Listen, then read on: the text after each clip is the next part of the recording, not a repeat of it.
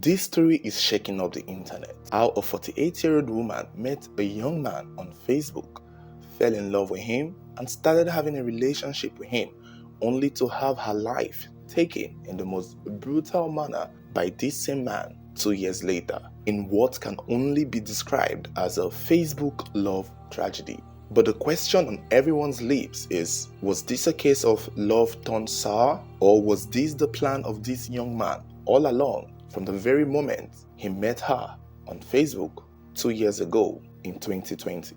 Now, Miss Ijoma Phyllis was said to have met her young lover, 31-year-old Tochukwu Ede, on a Facebook group in 2020 during the COVID-19 lockdown period. It's not clear how their conversation went, but eventually they would meet in person, go on several dates, and start a relationship. Ijoma was clearly well-to-do. She had her apartment, she had her money, she had her finances. But it wasn't clear what Tochukwu was into. According to some sources, it was after he met her that he got enrolled in a handy course which she financed herself.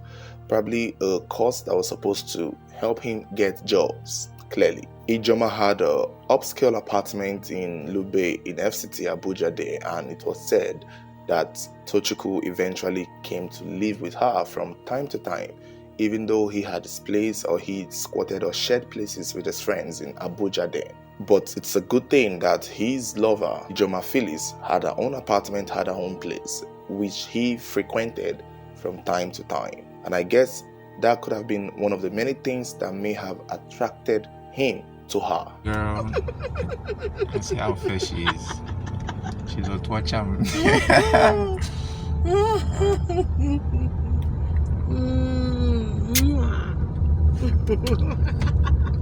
The fact that she had money. This will be evident in the gifts and presents and lifestyle that Ijoma began affording for this young lover. It was said she bought him a car, she enrolled him in a course for school to get better jobs, she pretty much pimped up his life, gave him monetary gifts and other presents that every sugar boy would dream of. But the thing is, to Ijoma, she has found a lover, a man, but to Tochukwu, he had found a sugar mommy. And this will be clear through his pattern of choices of women, because according to multiple sources, Ijoma was not his first older woman, and even after she died, she was not his last older woman, which clearly indicates that this young man had a type or had a pattern, rich older women. But what is not clear is if he kills them all, because from what we know, this might just be his first case of murder. But how did this supposed Facebook love story turn into a Facebook love tragedy? So Ijoma and Tochukwu's love continued. They spent time together, they made videos. He made it very clear that she was his love, and clearly Ijoma fell for these things because they seemed or they felt genuine at the time, which prompted her to do all the good things that she did for him, to keep him happy, to keep him financially buoyant, to just make sure that she is doing everything to secure a man per se. And for 2 years, right from the year 2020, they began to date. But it was in 2022 that it seemed like the love began to die down and turn sour. Now, according to Tochukwu's confession, Ijoma was the one who became abusive towards him. She wouldn't let him take calls in private. She's always into his business. She's always suspecting him of cheating. She was aggressive, controlling, manipulative, and possessive. This is according to Tochukwu's confession. If anyone calls me on the phone, she's always angry. I couldn't express myself. I can't stay on the phone more than 5 minutes and she's around. She pick offense, she insults me. And during this period, I believe neighbors around, because sometimes they do come out. And on the day she died, or should I say on the day he killed her, he claimed that she had found out that he had sold the vehicle that she bought for him, and began throwing tantrums, attacking him with various weapons, throwing objects at him at her own place there in Lube FCT, Abuja. She had invited him over to her apartment where they started having these arguments that turned left really quick. According to him, when she began to throw these objects at him, he was defending himself, trying to block them, dodge them, until she went into the kitchen and brought out a pistol in which she attempted to use to attack him. And he claimed that when she came with the pistol, he struggled it out of her hand and got wind of it and used it to hit her as a defense mechanism, or in a case of state of defense. He hit her with a pistol and she fell, and it's not very clear if that was the only time he hit her, but it seemed as though that he may have hit her again on his way up, or on his way trying to leave, or maybe on his way trying to steal. So he hit her again a second time during the argument, because apparently the first time wasn't what ended her life. They continued struggling and they continued fighting, and in a second attempt, according to him, he involuntarily hit her with a mortar pistol in her face, which caused her to fall and caused her to cry and caused her to weep and cursing at him. But I don't know how you can involuntarily hit someone with a mortar pistol. I don't know how that is possible. Her with it, she fell down. Now, when she was coming up, involuntarily I hit her with the pistol, and that was when she fell down. She started crying and saying, seemed like something that he meant to do. But I can understand he might have been filled with rage or anger at the same time. But the thing is, the loophole is a bit glaring, because according to Tochukwu, he never meant to kill her. He never meant to hurt her. He was only defending himself, and he was only fighting back because she, according to him still, was the aggressor. Even in his claims after the entire fight and he ran away to Port Harcourt with her vehicle and her mobile phones and other properties, he still did not know that she was dead. He claimed 2 days later, after he left the house with her vehicle, his friend was the one who offered to sell the vehicle, and after the friend sold the vehicle, he got his share. And at the same time, he felt throughout this whole period of him leaving her house, stealing her vehicle, running away, she was still alive. This is his claims. He claimed that he did not know that she was dead, but it's hard to believe. There is a lot of problem with his story that seems to have a lot of loopholes. And in short, there is another version to his confession as published by The Sun Nigeria that is a little more revealing than the one he made on Channels Television, because it seemed like there is a high possibility that he meant to kill her, contrary to what he claims, that it was not deliberate and it was a case of self-defense. But before we continue, please take a moment to like this video and click the subscribe button to show us your support. It's nothing to you, but it's a huge deal to us here. Subscribe and turn on notification for future videos. So, we have talked a lot on this channel about lovers killing lovers, and many a times we see these culprits claim that it was an act of self-defense, it was an accident, that they did not mean to kill their loved one or a particular person. But the only thing that makes these claims of accident or innocence a little more complicated is the aftermath of the incident itself. If you claim that you did not mean to kill someone, and what you did after you had killed that person is to commit more crimes, it only contradicts your initial claim of innocence or initial claim of accident. Because Tochukwu claiming that it was not deliberate and that he was only defending himself is one thing, but what he did after he hit this woman with this pistol shows that he had an ulterior motive, shows that he had things in mind that he wanted to do. Because after he had hit her with this pistol, according to him, she was crying, she's asking him why he did it. He went on to steal her mobile phones. He went on to steal her vehicle and steal other properties from her house, including the television and some petty furniture in the property. So, you did not mean to kill her, yet you had time to ransack this woman's house after you had knocked her out with a pistol. And yet, you want to tell the whole world that it was not deliberate. You want to tell the whole world that you were defending yourself from her attacks because she found out you sold the vehicle she gifted to you. How do we believe you now when after what you did, was to commit a crime of theft, a crime of stealing. This only shows that there is a possibility, there is a high chance that you meant to steal these things because clearly you're very materialistic. And the only way that you could do it was to get rid of her. So how do we believe that this was a case of you defending yourself? Now, the other version of his confession that we got from the Sun Nigeria is the claim of marriage. There is a possibility or there is a chance that he may have given a different confession to a different news outlet, saying that Ijoma was pressuring him to marry her and that he did not want to get married to her because she was too old for him, quote unquote. The claim went on to say that the talk and discussion of marriage was what started their issues in their relationship, was what was the underlying cause in their feud, in what they had together. Remember, like I said, Ijoma Phyllis may have seen Tochukwu as a potential partner while he only saw her as a money grab, a sugar mommy. And I guess that would make sense because she kept investing in him, even in his financial life, in his, business life, with the hopes that he could be the man that she wanted.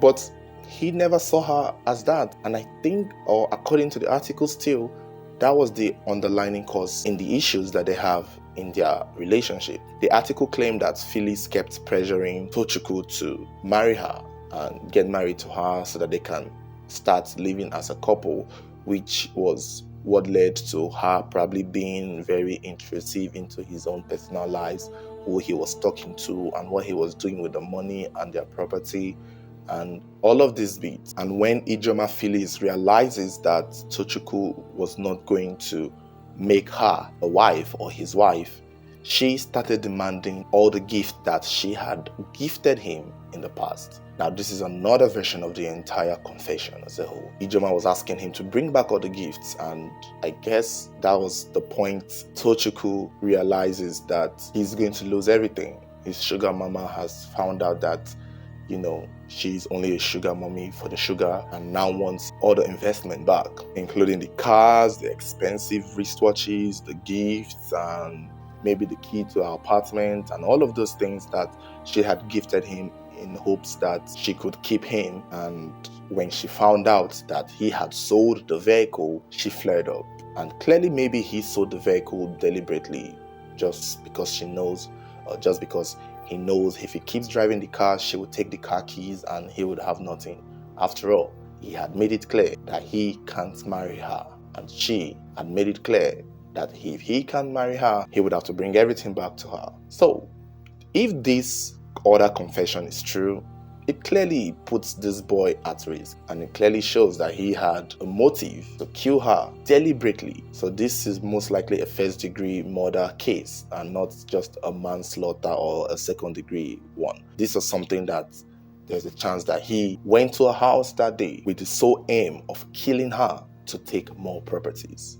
That is going to be a high possibility, and that is probably something that they could argue in court. And I feel that that is also the case because he doesn't look trustworthy to me. Now, judging by what a lot of people had said on the internet, people who had heard the story, people making posts about it, a lot of women had come out to say that this boy used to be in their DMs, a lot of older women around the same age as Ijoma and Phyllis, that this young man, Tochukwu Ede, was in their DMs, chatting them up. And, probably he goes through their profile and see these women doing well themselves and looking single and looking well-to-do and wants to get a relationship with them. So clearly, Ijoma was not the only person that he may have approached around that same period in 2020. This was during the lockdown. Everybody was broke. Everybody was down to their last kobo. Nobody was working. So you can tell that this was a good time for him to be on the come up. And unfortunately, Ijoma was just someone who fell for his charms or whatever she thought was his charm. And, he got the best of her. Another thing again that shows that this is a pattern for Tochukwu Ede is that after he had killed Ijoma Phyllis in Abuja, took her car, gave it to a friend to sell it, he ran to Port Harcourt to squat with a woman who already had 2 kids. He came to Port Harcourt to meet a new lover, an older woman who already had children. So while he was in Port Harcourt at the time when he was caught and arrested, he was with another older woman who he may have also promised all the life in the world, and who he most likely was about to play the same old tricks with, because why not? This shows that this is a pattern for him. Maybe he deceives these women, take their property, and if they try to confront him, he ends them. Frankly speaking, if you ask me, there is a possibility that this might not be his first murder case. They just have to investigate and check out a lot of older women like Ijoma Phyllis who may have died mysteriously. As surprising as it may sound, there is a lot of cases like that, and if looked very well, it could be linked to him, because this man seems to have a pattern. He seems to have a pattern with these older women. He goes to deceive, make them fall in love with him, and rid them of their valuables, money, and properties. So I guess it's safe to say this woman in Port Harcourt is lucky. Like, I can't imagine how shocked she must be finding out that her young lover had just killed an older woman in Abuja and ran away with all her properties. She must be giving the testimony of her lifetime now in church, because she dodged a bullet. So it was said after Ijoma was killed and left there, it was the caretaker of the house that called her sister to tell the sister that they had not seen Ijoma for weeks, and they are worried that she might be sick in the house, or she might be ill, or she might be locked indoors because the door was locked from the outside. Another evidence that this boy knew what he was doing.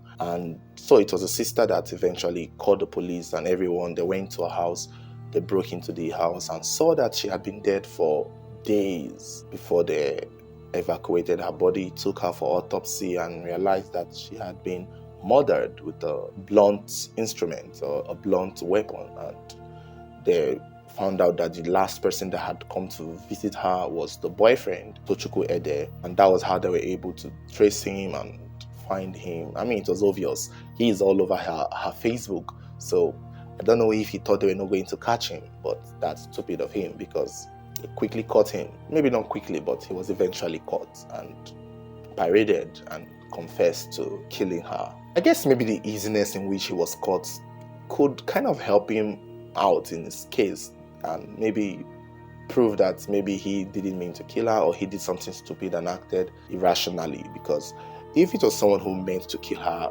the person would have most likely gone an extra mile to not be caught, like taking her Facebook, deleting it, clearing off their picture, just clearing every evidence linking him to her.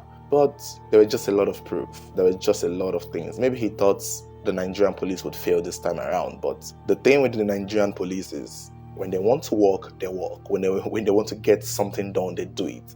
Half the time they fall short and disappoint us, but a lot of us have said this. If the Nigerian police meant to catch a criminal, they will do it. And that is true. They will do it. It's just that half the time they are either underfunded or not interested, or the family or the loved ones of these victims don't continue putting pressure on them to find the answers or find the culprits. But it's impressive what they did with this case, and it's nice to know that Tochukwu will face the law, and hopefully he gets the maximum sentence for his crimes, because this is tragic indeed. But the debate now a lot of people are talking about is whether or not that he most likely had this in mind from the get-go, or if he meant to kill her. Many people are saying there's a chance he just acted in the moment due to his greed and materialisticness and, all of that bit. But there are people who believe that he meant to kill her, and there's a chance that he went to her house that day to end her life and take all her properties, seeing that she was already cutting ties with him, knowing that he was not going to marry her the way she wanted. But you guys, let me know what you think in the comment below. Let me know your thoughts regarding the story. Let me know how you feel. Don't forget to give this video a thumbs up, share with your friends, click the subscribe button, and turn on notifications should there be any future story. You'll be the first to get notified. Thank you guys for watching, and also don't forget to follow us on our Facebook page and our Facebook backup page, True Crime Daniel 2, for longer videos and more documentary stories. Thank you guys for your support, and you can check out our channel for more videos like this.